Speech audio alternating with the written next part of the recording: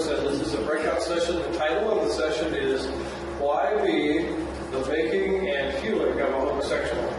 My name is Eric Lundstrom, and I'm in a position of authority to speak on this because for 3 years of my life I was in a homosexual relationship. I'm also in a position to speak at this conference because for 25 years of my life I was in a Christian community where we had all things common, and the leader didn't know it, but she was clearly a Gnostic and controlled the community by revelations from God. So I want to give a background of where I'm coming from, and then we're going to talk about how is it that someone as a teenager finds that they are attracted to the same gender, and specifically we're going to talk about males, men attracted to men and not to women. And there's some very good understanding that has developed in the last 40 years, and we'll talk about why that is also. So when I was in high school, I had a period of time when I secretly dressed up in my sister's clothes. I had 5 sisters, and that went on for a couple of months. Whenever I could secretly get away with it, it was a household of 8 people, so not very often. Well, one day my mother caught me and she said, "Well, don't you look silly?" And that was the last time I did that, but it imprinted me. And I was quite shy in high school and for at least half of my college time. And in my mind, my desire was to find a girl that would allow me to cross-dress and still be her boyfriend. And that never happened. So you can see how to be isolated and to live in a fantasy world can be very much not a healthy place to be, and that's where I was. And so gradually during college, I realized that I needed to turn outward. And I was mostly through college when I encountered in my hometown of Rockford, Illinois, a Bible study group, and which was led by a lay charismatic woman, and she was biblical in her teaching, and we ultimately formed a community where we had all things common for 25 years, and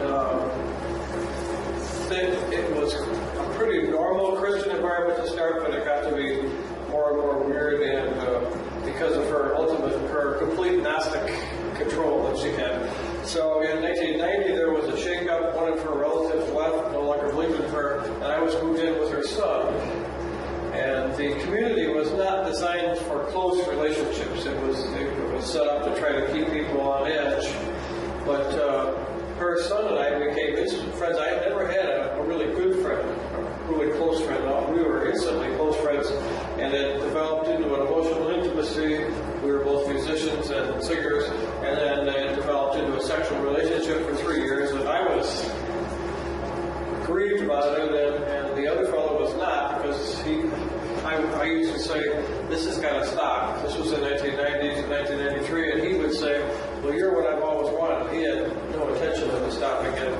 Part of the reality of sexual sin is that it has a way of binding you to itself. Once it gets started, it tends to continue on.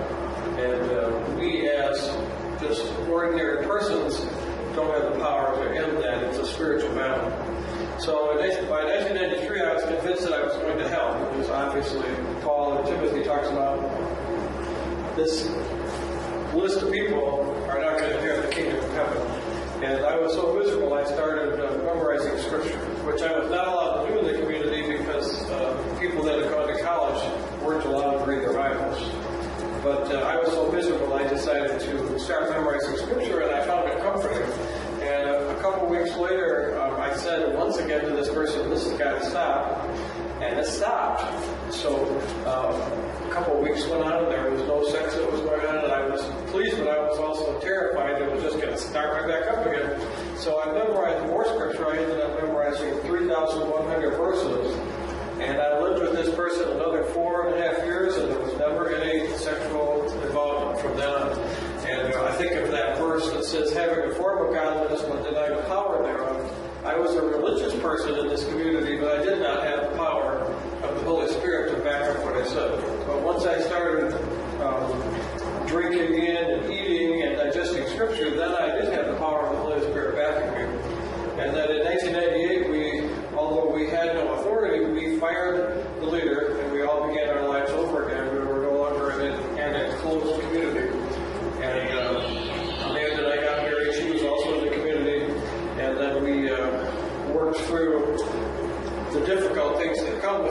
going from being homosexually involved to a healthy heterosexual relationship. So there have been some rocky times, but we are married 18 and a half years now, and we are okay.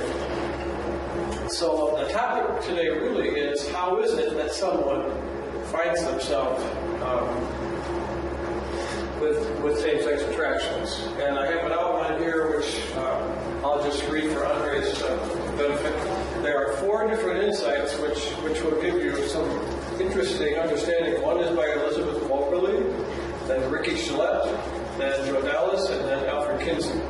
And the real root issue of homosexuality is a broken relationship with earthly father and a missing part of development where a young man does not develop emotionally into having an established male identity. And of course, a broken relationship with the Heavenly Father is part of that. And the solution starts with commitment to holiness. If someone is an active gay male, the first thing, with any sexual sin, the first thing to come to God is to commit yourself to holiness and forsaking that. And then there's a process of growth into manhood, which we say is a 2 or 3 or 5 or 8 year process. And then there's a change in your how you look at other people, male, female. And Alfred Kinsey talks about a continuum from 0 to 6, and a person will see themselves changing on that continuum. They don't jump from 0 to 6, but they move along that continuum. The first person that I want to highlight is Elizabeth Moberly, and there are very few pictures of her. This is a rare picture that I was able to find. She was had a doctorate in psychology back in the 60s and 70s, but she was also a spiritual person, and she had a desire to also get a doctorate in theology. So she went to a seminary in England. She's a British, and enrolled in it, and there was a whole bunch of other male seminarians there with her. And so she would socialize with them since they had this 2 or 3 years together, and she found out that many of them were gay males. That they were spiritual people, and they enjoyed Scripture, and they liked to pray, but they were active homosexuals. And so she figured, well, I'm a trained psychologist. I'm going to be with these people for this extended period of time anyway. I think I will do a case study and find out what makes them tick. What was their life about? What can I learn to understand how is it that they became same-sex attracted? And so she would sit around, in the pubs or wherever, and gradually she interviewed, most of the men. And what she found out, she was shocked to find out, they all had the same background. All of them had a broken or fractured relationship with their dad, especially in very early life. And so what she concluded as a psychologist is that from age 1.5 to 4, the task for a young boy, age 1.5 to 4, is to identify with the father. Before that, they're identified with the mom, of course, in the first months of life. But in order to grow up to be a healthy male, they need to have a father or a father figure to identify with and to say that I'm okay, that I'm successful, and I can mimic this person. And then from age 4 to 10, that process continues on, and also then it expands when they go to school to identify with the other boys in the school. So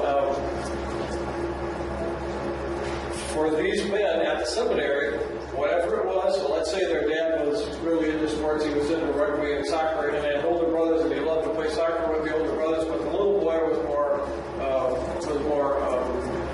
perhaps artistic, and he liked to sit quietly and read a book, and he didn't really like roughhouse thinking he didn't like soccer, and he wasn't very good at it, and his dad used to make fun of him when he'd go out to try to play. So he would withdraw from the dad and stay with the mom because the mom was more supportive and just disconnect from the dad. And that was a solution to the immediate problem because it was less painful.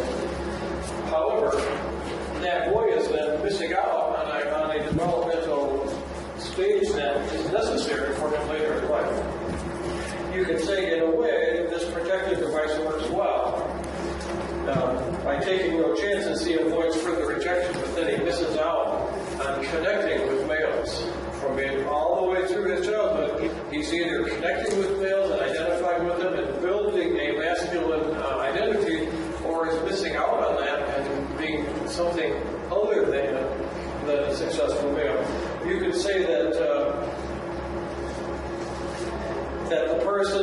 ends up stuck in what you could say is unmasculinity. It's not necessarily femininity, but a lack of confidence in the boy's ability to fulfill the masculine role. He just doesn't have confidence in being able to do that. The things that boys do, that men do, he gets ridiculed when he tries to join in. And so he just says, I'm staying away from that, it's too painful. So Elizabeth Moberly called this same-sex deficits and same-sex detachments. We also call it gender deficit now. She's one of the first people to identify this as a predictable causal factor for people that end up being same-sex attracted in the teenage years. And she wrote a book called Homosexuality, a New Christian Ethic. It was groundbreaking. I look at it like the Dead Sea Scrolls.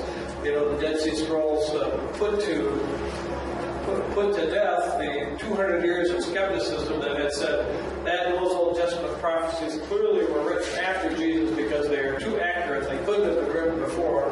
But when the Dead Sea Scrolls were discovered, nobody said that anymore because we all knew they were written 200 BC. Once Elizabeth Moberly identified this as a not a deterministic factor, but a causal factor for people that end up homosexual, that they have a deficit in their male gender identity. It was pretty groundbreaking, and it was also very helpful for people that were working towards wanting to get healthy or to get free. So here's the slide on her. I'll just read that so you can to recap this. She was an English psychologist and theologian. She wrote the groundbreaking book, Homosexuality, a New Christian Ethic. She introduced the concept of gender deficit disorder or gender emptiness. And it's a developmental problem that occurs between the age of 1.5 and 4 and continues on from age 4 to 10. And it's curable even in adulthood. And she gained popular appeal because starting in the mid-1970s, there was a group of men, one in Frank Worthen, particularly in San Francisco, but two other men in other parts of the country, that the Lord drew them out of homosexuality and taught them a path of how to become healthy. And all three of these men ended up being successfully married for many decades. And it was a shock to everybody because the conventional wisdom was homosexuals are born that way and they can't change. And now we are finding out, have been for the last 40 years, that's just not true. Of course, the popular myth in our culture is very hostile to that point of view. And there's an increasing hostility towards those that talk about transformation. But when you think about it, Christianity is all about transformation. This is just one aspect of a individual person being transformed over a period of time. It fits in the larger context, and we're all supposed to be transformed. We don't just get saved and then we're the same until we die. We are in the process of being transformed.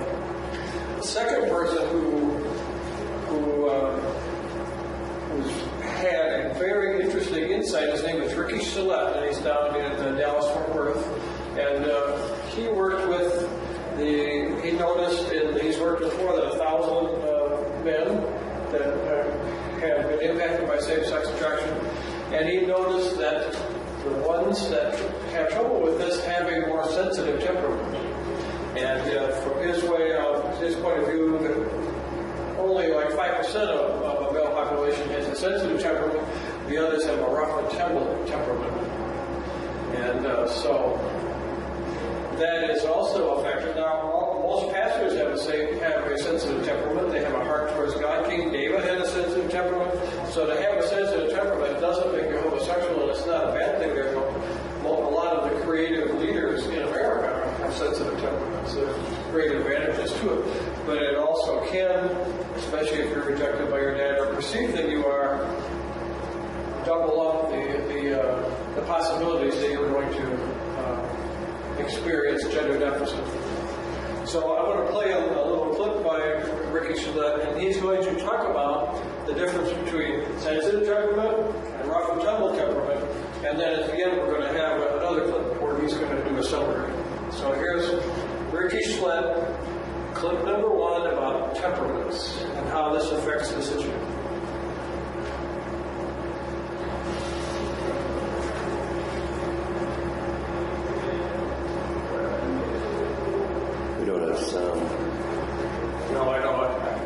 click on it somewhere here. I wonder if the soundbar is on.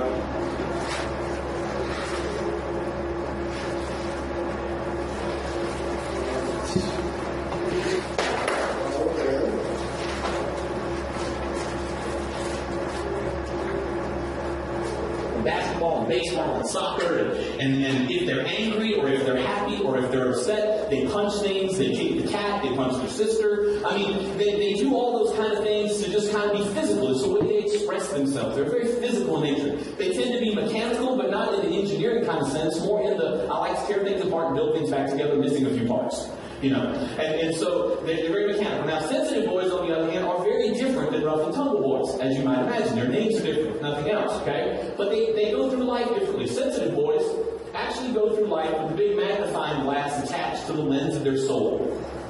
Everything that happens out there for them is a little bit bigger, a little bit grander, and a little bit more exciting than this guy experiences it. Now, that's not to say it's better or worse, it's just different. Okay? He's just gifted in a different way. This guy is probably not going to be drawn toward a whole lot of sporting activities, nor does he like team events. He's much more of a solo kind of person. So if he's involved in any sports at all, it's typically going to be sports that are solo sports, like tennis or cross country or diving or something like that. Okay? It doesn't mean he's not athletic. Sometimes he is. It's just going to be a different kind of athleticism expressed in a more solo orientation. Okay? He is also very emotionally sensitive. And so as a result of that, he is drawn toward activities that allow him to express his emotive self. And so he loves things like drama and art and poetry and music and singing and all those kinds of things. Those are things that just stir his soul. And so he loves being involved in that. He is typically academically, usually a little bit smarter than the guys over here on the rough and tumble side. Now, it's not because he's necessarily just smarter naturally. It probably has to do more with the fact that he doesn't mind being by himself and he likes books. Because you see, when this little guy gets upset or hurt or excited, sometimes his response to that, rather than being physical and kicking the cat or punching a hole, he decides he'll just retreat and withdraw from everybody. And so he withdraws into his room, he gets into his computer game, his SimCity game. He opens a good book and he starts reading the book and he escapes into some fantasy world. Okay? It's pretty typical for that kind of little sensitive boy. If you look at these two groups, about 3 to 5% of the boys that are born fit into the sensitive category, and about 95 to 97% of the other boys fit into the rough and tumble category, at least in my experience. Okay? And so these guys are a very small minority of the men that are out there. All right? And they relate very, very, very differently to each other. In all the years of doing this counseling with folks who struggle with homosexuality, I have never met a guy who struggles with homosexuality that didn't fit in this category. Now, that doesn't mean, and please hear me say, that doesn't mean that everybody who's sensitive is a homosexual. I'm not saying that at all. There are a lot of sensitive men who are not at all strugglers, okay, or homosexuals. Not at all. Billy Graham was a sensitive man. Bill Gates is a sensitive man. Adolf Hitler was a sensitive man. I mean, they're not always strugglers, okay? Now, the truth is they're gifted, and they're gifted very different than these guys. One is not better than the other. They're simply gifted differently. Both of them can be men of God. And we need both of them in the kingdom of God. Matter of fact, we probably need these guys back in the church more than we've ever needed them before. Okay? And it's also interesting that if you look historically, these are the people who are generally the visionaries, the dreamers, the doers, who dream the dreams and see the visions. Most of your preachers fall in this category, believe it or not, because they're sensitive enough to hear the voice of God speaking to them and respond to that voice. And so it makes sense that if there's a group of people the devil wants to target, why not target the leaders and the visionaries and the dreamers? Because these men will follow these men, ultimately. And it's funny, because when you're in high school, these guys get teased. When you're an adult, these guys get raises.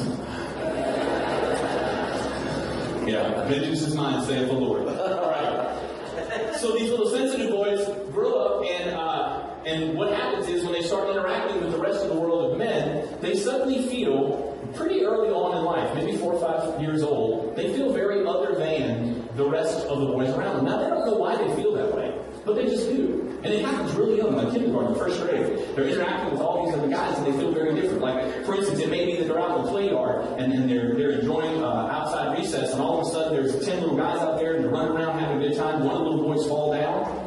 And the one who's sensitive will run to the little boy who fell down and busted his knee and he's bleeding and ripped his jeans. And he goes to him and he says, man, you need to go to the nurse, you okay? While the other 8 little boys laugh at the little boy who fell down.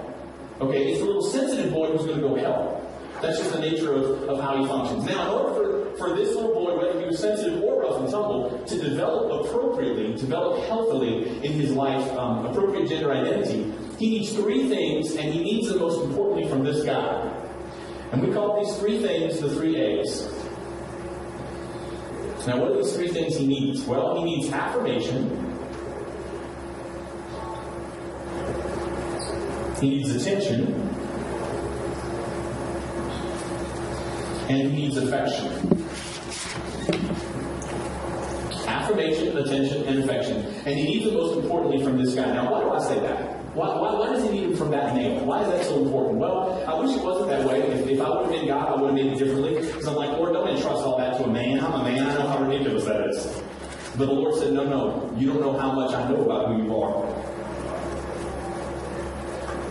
Okay, so that's just a clip from there. We're not going to listen to any more of that.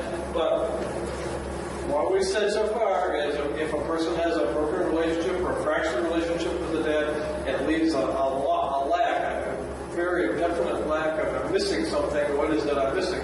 And then if you have a sensitive temperament, you tend to react more strongly, and it can cause you problems in this regard. One of the things I've noticed is if you watch fathers and boys, and particularly fathers and little boys, let's say if you see them, like I noticed the other day, there was a father, and he'd taken his son along, like say an 8-year-old, to the hardware store, to Menards, to get some lumber or something to do a project.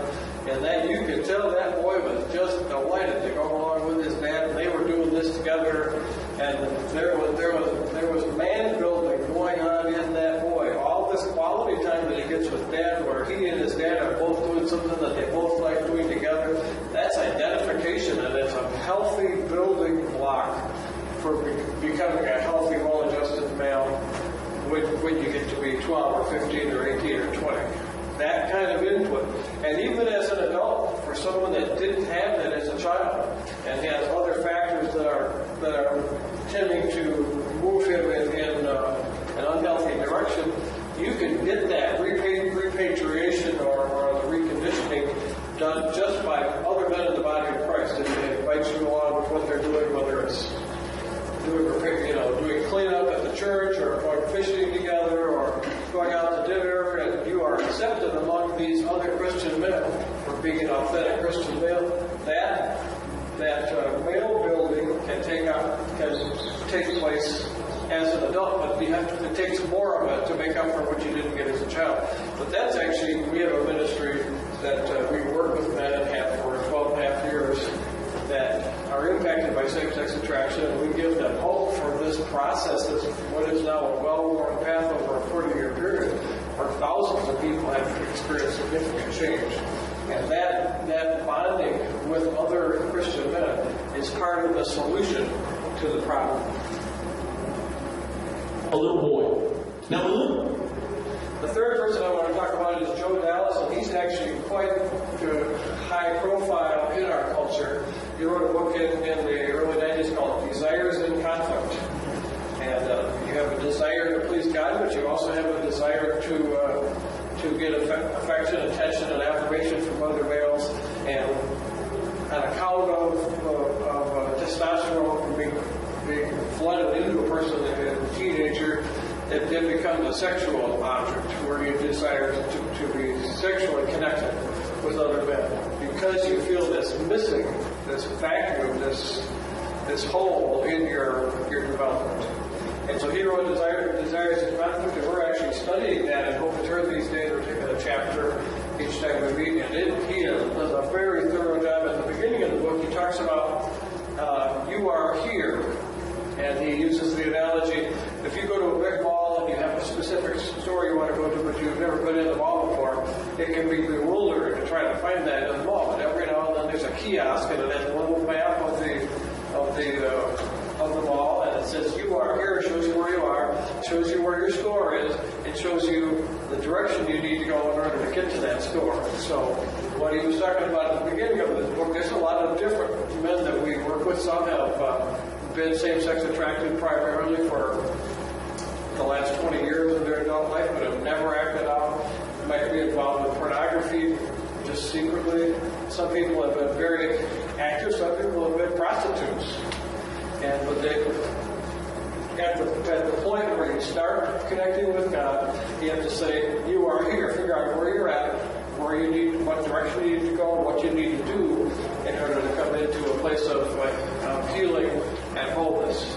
And so Joe Dallas is very devout that. He's been a counselor for 30 years now. He's done a lot of speaking and writing, and actually at the national conference in San Diego, he is the featured speaker for Restored Hope Network. That's our national affiliation.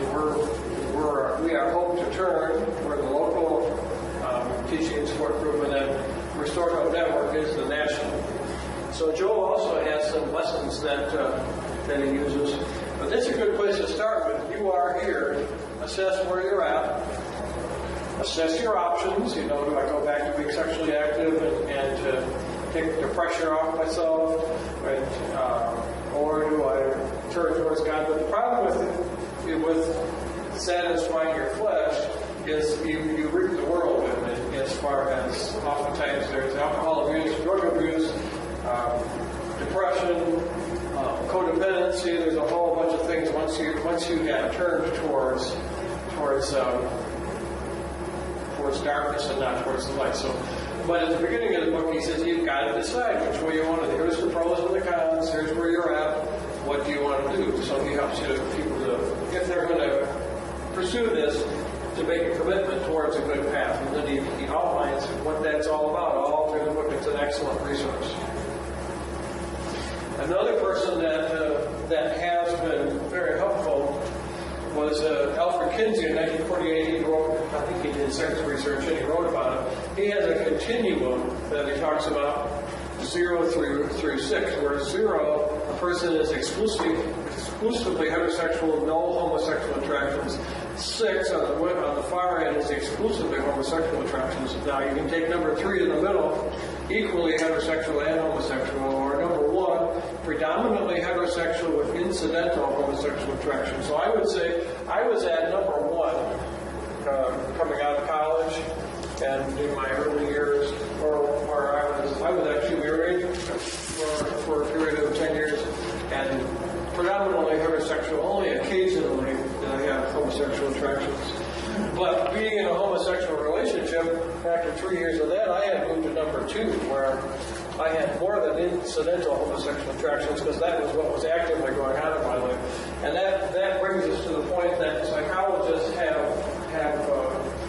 definitely concluded is that the plasticity of the brain, where our brains are created by God to be able to change, and to say, I was born this way, to be same-sex attracted is how God made me, it's how He wants me to be, and He wants me to express that.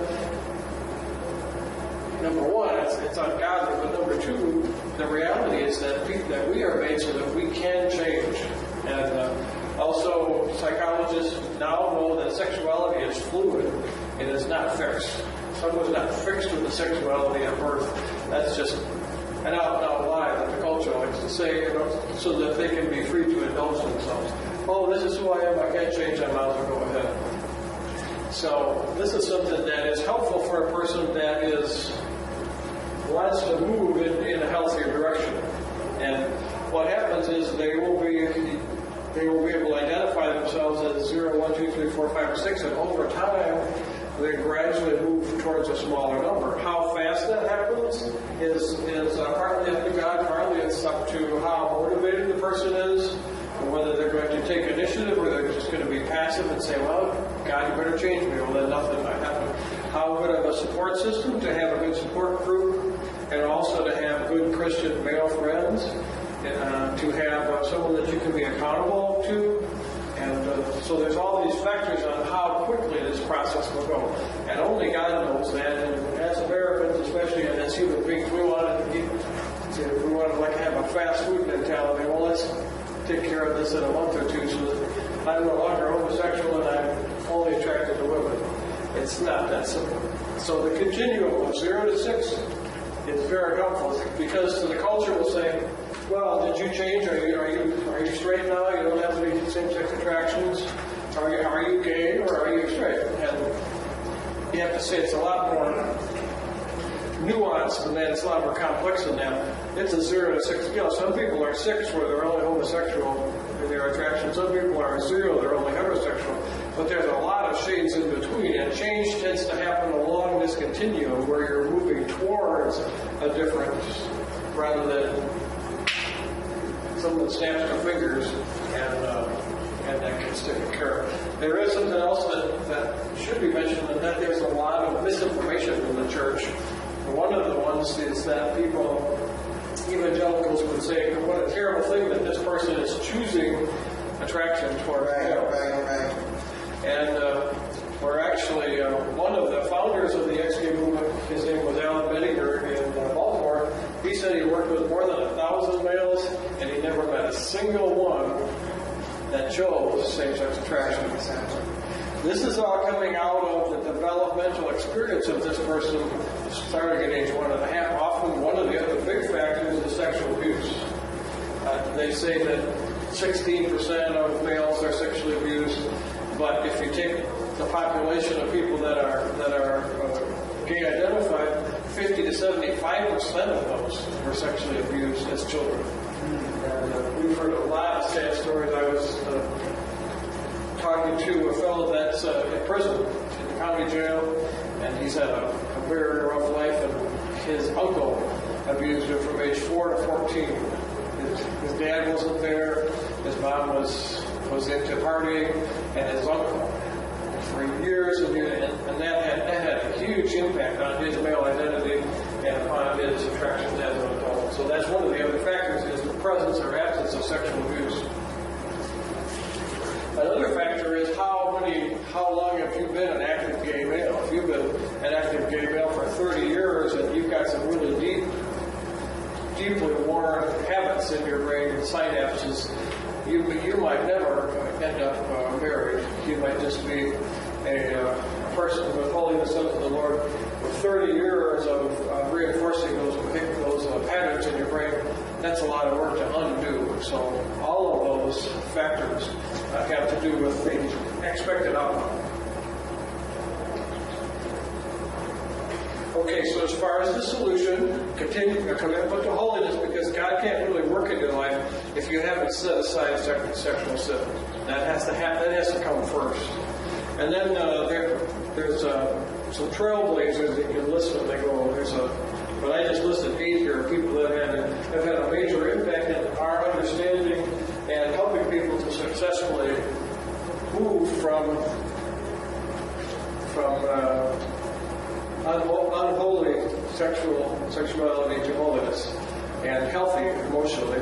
And Frank Worthen, Kent Paris, Andy Kaminsky, Elizabeth Moberly, Alan Benninger, David Kyle Foster, Joe Dallas, and Denise Schick. I want to tell you Frank Worthen's story. He was probably the first that God took out of homosexuality and led him along a path of ministry. In 1974, he was a successful businessman in San Francisco. He was an active homosexual, exclusively homosexual, and he was miserable and he was suicidal. So periodically, and just about every day, he would drive across the Golden Gate Bridge and he would say to himself, one of these days I'm going to stop and I'm going to jump off. I'm just going to kill myself. This is too painful. And so one day he was driving over the bridge and the Lord said to him, if you're going to take your life, why don't you give it to me? And over the next week or so, Frank decided to do it, to try God on that. And so he found a good church to join, and he pursued a path of holiness where there was no more sexual sin going on in his life. And then he decided that he was so peaceful and he felt so happy compared to what he'd been for years and years that he wanted to tell other people about it. So he put an ad in a local gay magazine and said, if you're tired of homosexuality and you want to get out, I can help. And so he had a whole bunch of cassettes made up, cassette tapes giving his testimony, and he had a number of people called in and says, I'd like that cassette tape, I'm sick of this. And so that was the start of the ex-gay movement from Frank Worthen. And he just died a couple months ago. I have a picture of him here. Well, here he is, Andre. Sorry. He's anyway, he's dear to the Lord. So you can say that we hope to turn on carry on that torch that Frank Worthen started way back in '74. There have been, we don't know how many thousands of people have gone from homosexual to heterosexual over these years. Of course, if you look at the world in general, there's billions of people that have just floated down the stream, and if they were same-sex attracted, they just became, gay males or females. But at this point, there's a well-worn path for people that are looking for change and looking for godliness, because Scripture is clear. It's not a sin to be same-sex attracted. That's another thing that church people get wrong sometimes. It's not a sin, but it is a sin to act out in any respect. Sexual sin is taken very serious in Scripture. So, in order to be a bona fide Christian, you have to turn from that and find a way to do it. So now I think we have the final testimony by Ricky Schlett. He's the one that was talking about sensitive temperament and rough temperament. And let's see if we can pull him up here. He wants to give a final clip on this matter, talking about coming out of this.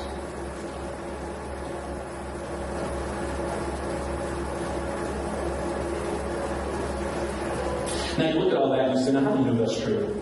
I mean, how can it be real? I mean, it seems reasonable, but how do you know it's true? Well, I'm reminded of a little boy, 16, his parents were about 16, 17 years old, and they both had to drop out of school. The dad wanted to be a good dad, and so he went and got a job that took him off a lot. He was gone a lot. So mom was a stay-at-home mom and connected with that little boy real close. The mom had a sister, but the sister wasn't married, and she had a mom, but the mom wasn't married on either side of the grandmother. So there were all these women in his life.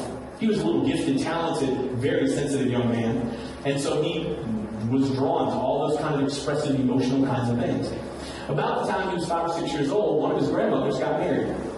And she married a guy that was a contractor, rough and tumble guy, comes into his life, and this little boy thinks, wow, this is great. The first time I get to have a granddad. And so he was all excited. This little granddad comes along, and he starts investing into this little boy's life and gives him lots of affirmation, attention, and affection. And that little boy was so excited, he was just eating it up, and he couldn't get enough of it. But what everybody didn't know in the family was that this new granddad that had come along was also a pedophile. And so he began to molest that little boy and groom that little boy to molest him. And it started when he was 5 or 6 years old and went on until he was about 16 or so.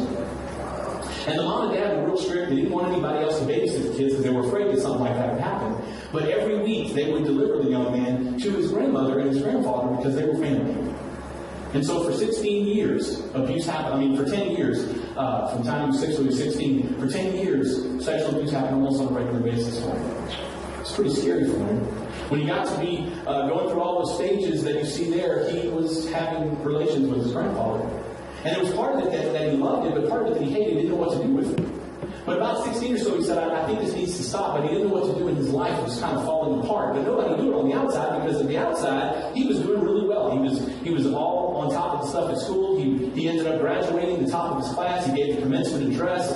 He was teenager of the year. He was student council president. I mean, everybody loved him. And the guys liked him. The girls liked him. All the mothers wanted their daughters to marry him. I mean, everything seemed like it was great. He got great scholarships to go to school. But inside, he was dying, because he was struggling with this dark secret that nobody knew about. So all of a sudden what happens, he decides at 18 for the first time in his life, never having done drugs or alcohol or slept with anybody but his grandfather, decided that he would go ahead and overdose on drugs and try to kill himself. Now he made it through that, thank the Lord. And with the witness of a few friends, he began to hear a little bit about the gospel and how the gospel could change him. So about 2 weeks after that first attempt to kill himself, he was found himself depressed again in his bed. And he looked down and he said, oh my, I really think that I'm just ready to go kill myself again. He got down on the side of his bed and began to pray. He said, Lord, I don't know if you're there, but if you are there, I need you to come in and do something with me that I can't do, because next time I'll just pull the trigger. And in that moment, the transformational power of the gospel moved into his life. And when he stood up that night, he didn't have a different dad or a different grandfather or a different family, but he had a different heavenly father who said, I will be a father to the fatherless, and I will love you in ways that you can't understand. I will never leave you and forsake you. Amen. Well, the reason I know the story is true is because I'm that little boy. And you see, today I stand before you as a man who's been delivered from this process. And I've been married to the most beautiful woman in the world for the last 21 years. And I could have never dreamed that I would be doing what I'm doing today. But I'm doing it. But I'm doing it because the power of the gospel is big enough to transform and change you. I'm here to tell you that some of you here today are struggling with all kinds of things, and God says, I want to take it. I want to deliver you from it. That doesn't mean you'll never be tempted by it again, but I want to give you victory over it. You can do that today because the gospel is transformational. Will you let God do that for you? Pastor. Okay, I think that's good for the recording.